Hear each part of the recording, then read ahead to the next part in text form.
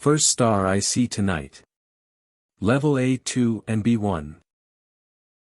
Dr. Tomas Strayer looked around the control room at his team of scientists and engineers. He was excited and frightened, but he tried to seem calm. In a few minutes, they might start to discover something amazing, how the universe began. He looked out of the window at the beautiful blue summer sky and tried to breathe slowly. "Ready," he said. He pressed the first button and the complicated computers and machines came to life. Tomas shouted in shock, but the lights were already on again. That was not part of his plan. He had no idea what had just happened. "Everybody, check the systems," he ordered. But nothing seemed to be wrong with them.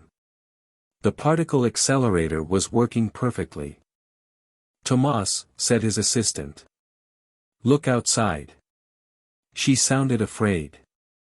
The perfect summer's day of 5 minutes ago had gone. Instead, the sky was darker than the blackest night. But that wasn't the worst thing. The sun wasn't there, and the moon and stars were also gone. People were shouting and screaming. They started calling their families on the telephone because they were afraid they had all gone too. Tomas felt as if it was hard to breathe, but he counted to 10 and tried to breathe slowly. He sat at the main computer and started reading the information and numbers from his experiment. But he couldn't find anything to explain what was happening. He ran out of the exit with the rest of his team until they were all outside the building. Everyone else in the building was outside, frightened and confused. They were using the screens and lights on their mobile phones to see better. Several people got in their cars and turned on the lights. They drove to the entrance to make a small area of light for everybody to stand together. The street lights turned on, but most people were still afraid. Then, almost 20 minutes after Tomas had started the particle accelerator, the sun was in the sky again. It was warm and yellow, and the black sky turned blue again. Everyone started laughing and dancing around, and Tomas felt as if he could breathe normally again. But later, hours later, when the real night began, no one was happy. Because, although the moon rose again, there were no stars in the sky at all.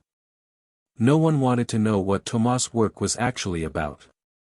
They didn't care what the particle accelerator was for. What did that matter? All they cared about was what had happened after he turned the machine on.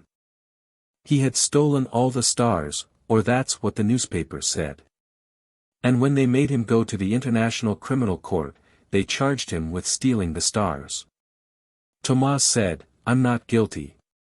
"Well, if you didn't steal the stars, Dr. Strayer," said the lawyer for the prosecution. "What did you do?" "If you're asking about my work," said Tomas, "we didn't do anything. We showed that the machine was working, that's all. Taking the stars from the sky seems like nothing to you."